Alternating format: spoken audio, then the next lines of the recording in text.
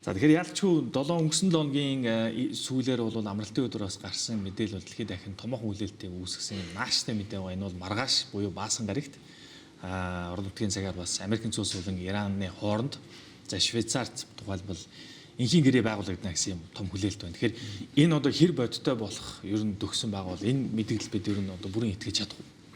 За ер нь дэлхийн олон нийтийн ойролт орондын энэ үүсэж байгаа нөхцөл байдлаас бол ер нь бол залхах тийшээ бол хандсан. За дайлангуяа бол энэ ойролт орондын хямралын одоо гол тоглогчд болох Америкийн нэгдсэн улс, за Иран, за Израиль, за тэгээ булангийн орнууд.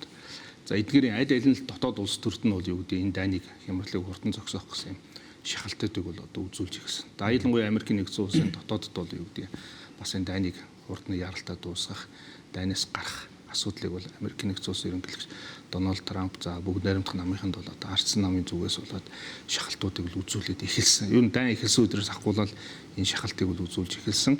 За өнгөрсөн 5 дахь өдрийн одоо олон улсын мэдээгээр бол Америкийн нэгдсэн улс болоод Ираны тал бол 60 хоногийн хугацаатай гал зогсоох энэ хин гэрээнд захимаар гар үсэг зурлаа гэдэг мэдээлэл бол олон нийтэд бол төгссөн. За энэ захимаар гар үсэг зурсныг бол одоо маргааш одоо Европт, Швейцарт одоо баталгаажуулж цаасан дээр гар үсэх зурна гэсэн ийм мэдээ бол тарсан. За мэдээ бол мэдээж бол бүс нутгийн орнуудын улс төрийн амьдралд бас нэлээд бужигнаан бол авчирлаа. За юуны өмнө бол Израилийн ерөнхийлөгч Израилийн ерөнхий сайд Биньямин Нетаньяху бол энд бол гэрээний хүрээнд бол Ливаны асуудал бол одоо энэ гэрээний хүрээнд бол байхгүй гэдгийг бол одоо мэдгдсэн. За мөн одоо Америкийн нэгдсэн улсын ерөнхийлөгч Трамп, Нетаньяху хоёрын хооронд одоо юу гэдэг юм бас үл ойлголцох. За хуучны ашиг одоо юу гэдэг 3 сарын өмнөх шиг одоо юу гэдэг тийм байж чадахгүй байна гэсэн мэдээллүүд бол гарсан. За өчигдөрхөн байна Америкийн нэгдсэн улсын ерөнхийлөгч бас Нетаньяхуг бас шүүмжилсэн. Ливанд одоо цэргийн ажиллагааг одоо шүүмжилсэн. Тийм толгойн уулзалтаар шүүмжилсэн мэдгдлийг бол бас ингээ хийсэн. За Ираны зүгээс бол бас асуудалд нэлээд болгоомжтой яаран одоо дүгнэлт өгөхгүй бол байна. За Ираны гадаад явдлын яам бол одоо энд бол үгүйсгсэн мэдээлэл бол хийгээгүй. Иймэрхүү бол байдалтай байна. За гэхдээ бол мэдээж энэ мэдээлэл бол олон улсын зах зээл дээрх нөгөө нефтийн үнэнд бол томоохон өөрчлөлтийг бол одоо бас авчирч байна. За ер нь бол 90-с дээш долларын хэмжээнд гараад ирсэн баррел нефт бол одоо бол 90-с доош бол ороод эхэллээ. За магадгүй маргааш бол одоо 80-с доош, 80 доллароос доош орох ийм магадaltaй. За энэ нь бол одоо олон улсын одоо нефтийн зах зээлд бол одоо юу гэдэг таатай ийм уур амьсгалыг авчирч байгаа гэж ингэж үзэж байгаа. За ер нь бол нефтийн бүтээгдэхүүн үйлдвэрлэдэг энэ булангийн орнууд бол энийг бол ер нь бол энхийн гэрээ гэж ингэж бол үзэж байна. За гэхдээ бол гэрээнд бол одоо юу гэдэг бас сул талууд бол байна. Удаас таныг яг судлаачны хувьдаас ингээд харахад илүү жоохон Ираны тал руу гүн рүү н ороод харуул яг одоогийн байдлаар нөхцөл байдал тухайлбал оны ихэнд болж ирсэн Ираны томоохон жагсаалт цуглаан за түүнээс үүдэлтэйгээр интернетийг хүртэл салгасан шүү дээ тий. Дэглэмийг бас өөрчлөх чиглэлд Иран бол маш их тийм өндөр одоо нөгөө чиглэл байгаа гэсэн юм нөхцөл байдалтай байсан. Тэгэхээр нэгдүгээр тас яг Иран үнэхээр тэр дэглэм өөрчлөгдөх тэр одоо хязгаар дээр ер нь ирсэн гэж үзэж болох уу? Нөгөө талд Америк өөрийн зорилттой бас яг хүрч чадсан уу? За энэ дайн ямар өөрчлөлт авчирваа гэж тийм ээ. Энэ ч дайн гэхгүй бол цэргийн тус ажиллагаа шүү. Балдины ажиллагаа шүү. Балдины тусгай ажиллагаа. За нэгдүгürt бол одоо юу гэдгийг дайн эхлээд одоо энэ ч 110 гаруй хонож байна. Үндсэндээ 3 сар гараа одоо 4 дахь сар руу болд өгч шүү. За энэ хугацаанд ингээ харахад Америкийн нэгдсэн улс бол одоо Иранд одоо агаарын зохилтыг бол маш хүчтэй бол өгсөн. За Ираны удирдагчдыг ээлж дараалан дайлангуяа Ираны одоо хувьсгалт гавардууд болоод Ираны шашны дээд удирдагчдыг бол тусгаалan ээлж дараалан за Израиль Америкийн цэргүүд бол цэгэн зохилтоор устгасан. За нөгөө талаас бол юу гэдэг Ираны зүгээс бол юу гэдэг ойролт орондод байгаа Америкийн цэргийн баазууд болоод Израиль руу бол одоо Путингийн товтлогоонуудыг бол ээлж дараагүй бол одоо хийсэн. За ингээд энэ процесс юу харуулж ийнэ гэхээр бол дайнд хэн юу хожиж байгаа гэж тийм ээ. За ямар ч үсэн бол аль аль нь бол одоо юу гэдэг ялагдсангүй. За Америкийн нэгдсэн улс бол Ираныг бол одоо дахид цөмийн хөтөлбөрийг одоо баяжуулах энэ хөтөлбөрийг үргэлжлүүлэх боломжгүй болтол нь одоо бид нар бол цохилтыг бол өглөө гэж ингэж хэлжсэн. За Ираны дэглэмийг солих тухайн асуудал ярьсан боловч одоо энэ бол үнэхээр агаарын цохилтор бол Ираны дэглэм солихдохгүй нь бол үнэхээр бол тодорхой боллоо тийм ээ. Өөрөөр хэлбэл удирдагчдыг устгаад одоо энэ дэглэм бол солихдохгүй энэ бол томоохон бүтэц бас одоо юу гэдэг шашны одоо үзэл сурталтаар тулгуурласан бас ард түмний одоо бас нэлээд томоохон дэмжлэгтэй ийм дэглэм гэдэг нь бол үндсэндээ бол харагдлаа. За зүгээр Иран яагаад дайнаас одоо юу гэдэг бас гарах. Иран бол ер нь бол Америк нэгдсэн улсыг гал зогсоох санал тавихад бол бас ер нь бол хүлээж авахааргүй байдалтай. За Израиль руу бол одоо Америкийн цэргийн баазууд руу бол одоо бүжингийн товтлогоонууд үргэлжлүүлсэн хэвээрэл бол байсан. За сүүл рүүгээ бүгд Иранууд шинэ өөр төрлийн бүжингууд гаргаж ирч одоо бас харуулж байгаа жишээтэй. За гэхдээ Иран яагаад дайныг зогсоох, гал зогсоох хүсэлтэй байгаа юм бэ гэхээр Ираны эдийн засгийн хувьд бол Иран бол үнэндээ туйлдж эхэлсэн. Яагаад тэгэхээр Ираны одоо гол орлого бол үнэндээ нефтийн орлого бол байдаг. Гэтэл Ормозын хоолойг хаагаад Иран өөрөө бол одоо юу гэдэг булангийн орнуудыг бойкотлж байгаа ч гэсэн энэнгээр Ираны өөрийнх нь одоо нефтийн танкер онгоцнууд бол одоо юу гэдэг гарах боломжгүй болчихсон ийм байдалтай бол байсан. За өчигдөр бол анхны одоо дайнаас хойш анхны танкер онгоц нь бол гарч явах шиг байна. За дээр нь бол юу гэдэг Ираны нөгөө нефтээс олсон орлого бол барууны орнууд бол Америк, Азийн орнуудад бол зарцаарсан асар их хөрөнгө бол байна. Одоо хэдэн тэрлэн долларууд байна.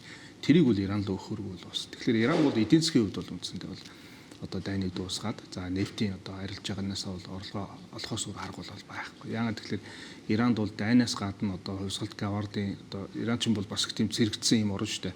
Ер нь бол Ираны хувьсгалт гавар, сайн дурын хүчин за тэгээд Ираны батлан хамгаалах гэдэг энэ салбарууд нийлээд нэг бараг хагас сая хүнтэй ийм цэрэг армийн одоо өндөр бэлтгэлтэй ийм орн. Тэдний санхүүжилт за дээр нь бол юу гэдэг Иранд бол одоо цэвэр усны нөөцлөх хомссон цэвэр усны асуудлыг шийдэх асуудал. За нийслэл Техранд байгаа одоо төвчрэл агаарын бохирдол за нийслэлийг одоо нүүлгэх энэ том төслүүд гэдэг эдгээр нь бол асар их одоо хөрөнгө мөнгө шаардсан ийм том төслүүд бол ингээд явж байгаа. Тэгээ Иран ч бол 90 сая хүнтэй ийм нүсрэн ийм том орн. За эдийн засгийн багтаамжир бол баг дэлхийд бараг 20-д ордог ийм орн. Тэгэхээр энд бол одоо гаднаас одоо мөнгө зайлшгүй одоо хэрэгтэй ийм байдалтай бол болсон. За Америкийн нэгдсэн улсын зүгээс бол яагаад энэ дайныг зогсоох юм. За мэдээж бол Арслан намын зүгээс бол дайныг зогсоох асуудал бол байнга ирсэн. За конгрессор бол эхний дайныг зогсоох Трампын одоо энэ дайн явуулах эрхийг хязгаарлах энэ хуулиудыг бол одоо бас хилцэж бол ингэж ирсэн. За саяхан ч бас нэг хууль бол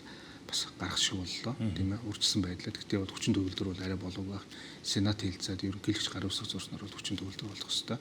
За дотоодод юу гэхлээр дайн Америкт юу авчирв вэ? За мэдээж бол дайны өртөг бол их өндөр. За энэ бол хөлийн чандд бол Америкийн одоо цэргийн хүчин бол одоо үр гүйцэтгэж байна. За дээр нь бол одоо бараг дэлхийн хүйтэн дайны үед бараг гараагүй Америкийн 3 том одоо далайн одоо линкер онгоц тийм ээ. Балдинес онгоц гэдэг 3 том онгоц Персин болонд бол орж ирлээ. Эдгээрийн зардал. За ойролцоогоор бол 10-аас 15 мянган цэрэг бол тэнд бол одоо агаарын десантын хүчин бол үндсэндээ бол байрлсан. За тэдгээрийн өдөр тутмын зардлууд гэдэг.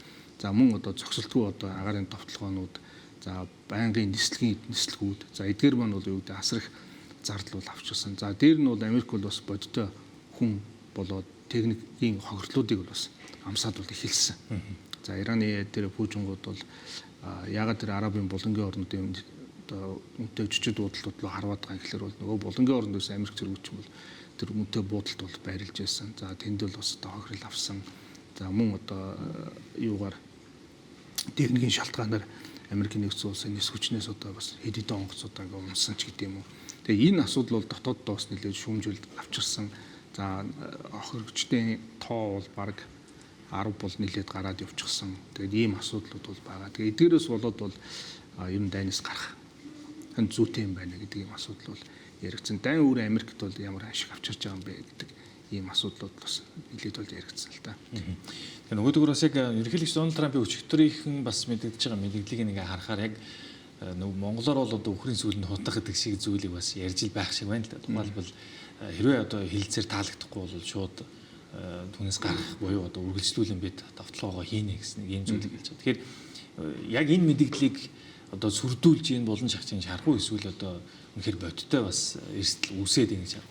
За ер нь бол бас хуучин бол нөгөө дайны санаачлага Америкийн нэгдсэн улсын гарт байлаа шүү дээ. Одоо бол Америкийн нэгдсэн улс дайнаас одоо гарч болно. Гэтэл бол Америкийн нэг том холбоотон болох Израиль бол дайнаас гарах сонирхол бол алга. Яг тэгэхээр Израиль бол тэр шар бүс гэд нэрлэж байгаа Ливанд эзэлсэн газраас бол цэргээ гарахгүй гэдэг асуудал бол мэдэгдсэн. За дээр нь Ливанд одоо Хизбуллахтай бол одоо байнгын сувилдөнтэй бол байна. Байнгын байлдааны ажиллагаатай байна. За Хизбуллахын ард хэм байгаа ойлгомжтой Иран бол байнгын санхүүжүүлж байна. За тэр Ираны хувьсгалт кавард дотор ч Кудусийн тусгай хүчин гэдэг бол байж байгаа. Тэр бол Ливанд одоо бас үйл ажиллагаа явуулдаг, шууд одоо дэмжиж оролцдог ийм хүчингүүд бол байж байгаа жишээтэй. Тэгэхээр бол энэ одоо юу гэдэг инхийн хилцээр гэд нэрлэж байгаа боловч энэ маань бол яг бодис юм дээр бол нэг 60 хоногийн хугацаанд гал зогсоёо гэдэг ийм хилцээр бол байгаа. Энд бол нөгөө Ираны цөмийн хөтөлбөрийн асуудал.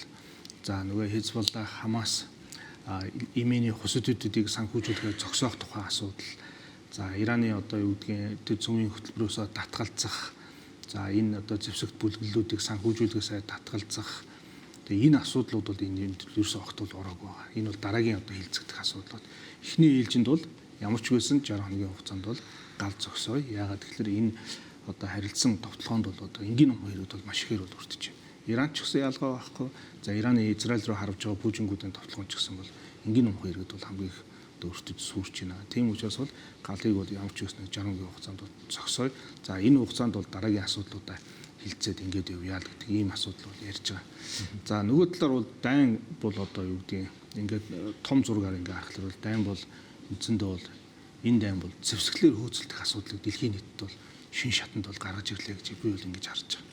Яагаад тэгэхээр бол булангийн орнуудад байгаа Америкийн цэргийн баазууд бол энэ булангийн орнуудын одоо гаднаас товтлох одоо тусгаар тогтнол одоо аюулгүй байдлыг хамгаалах нэг том баталгаа бол байхгүй. Гэтэл энэ цэргийн бааз бол сая энэ дайнаар бол тэр баталгааныхаа үргийг гүйцэтгэж чадсан уу гэдэг ийм асуудал. За тийм учраас бол юу гэдэг Арабын орнууд бол Америкийн нэгдсэн улсаас гадна Европын орнууд за бүр тэр дундаа Азиас одоо Өмнөд Солонгостой гэх чинь бол одоо юу гэдэг бүжингаас агарын товтлогоноос хамгаалах шинэ системүүдийг авах. За энэ талаар одоо юу гэдэг хамтран ажиллагаануудыг хөгжүүлэх тухай асуудлуудыг л яригдлаа. За нөгөө Азийн одоо Япон, Солонгос зэрэг орнууд ч юм бол эдгээр орнуудын тусгаар тогтнолын баталгаач бас ялгаа байхгүй Америкийн цэргийн баазууд. Тэнд Америкийн цэргүүд бол байрлаж байна. Гэтэл бол эдгээр орнууд маань бол Япон гэгт ч юм бол одоо юу гэдэг зэвсгэлээр хөөцөлдөх. Энэ цөмийн зэвсгийн тухай асуудлын яриа хэлцээр бол гарлаа. Солонгос ч гэсэн одоо юу гэдэг зэвсгэлийн асуудал одоо урд хожид байгаагүй хэмжээнд одоо гаргаж ирж ингэ тавьж байна. За дээр нь бол юу гэдэг Азаар энэ одоо орнуудад дамжаад 50-ны тухай асуудал ч гэдэг юм уу. Ингээд дээр нь бол юу гэдэг Орос Украины дайнтай холбогдуулаад зүүн Европын орнууд за одоо бүр баруун Европын орнууд гэдэг ингээд ихэд бол бүгд зэвсгэлээр хөөцөлдөх, шин зэвсэг одоо дурших, шин зэвсгүүдтэй болох. За одоо Орос Украины дайн хэлж байгаа чинь бол дрон гэдэг юм бид нар бол мэддэггүй шахал байлаа шүү дээ тийм ээ. Гэтэл бол одоо дроны дайн бол үндсэндээ энэ дайн бол дроны дайн болж байна. За одоо цаашлаад бол дрон маань бол одоо хүнгүй байлдааны нис хонгоцны хэмжээнд бол очлоо одоо өндөр түвшинд бол хөгжлөө. Одоо ялангуяа ойролт орнын орнуудаас бол Турк одоо энэ зэвсгийг бол нэлээд өндөр түвшинд хөгжүүлээд эхэлж байна. За бидний өмнө төрш болох одоо хятад улс маань одоо бас байлдааны дронууд за тэр дундаа одоо юу гэдэг бүр газрын одоо хуурай замын зэрэг хүртэл одоо юу гэдэг EIA ухаалаг хиймэл оюун ухааныг ашиглах за роботуудыг ашиглах энэ технологиудыг энэ сургуулиудыг одоо ингээ хийгээд эхэллээ. Тэгэхээр бол энэ дайн өөрөө бол дэлхийд даяар бол тийм зэвсгэлээр хөөцөлдөх за батлан амлах салбарт одоо юу гэдэг бас нэг шин одоо үе шатыг л одоо авч орчих шиг боллоо л да. Шинжиг хамт бас бий болж байгаа шүү. Тийм. За танд хүрэлцээж ярилцсанд маш их баярлалаа. Бид Америкийн Улс улсын Ираны дайны нөхцөл байдлын талаар Институтын шинжилгээ ухааны технологийн их сургуулийн багш доктор Инхбатар Хэмтэй ярилцлаа.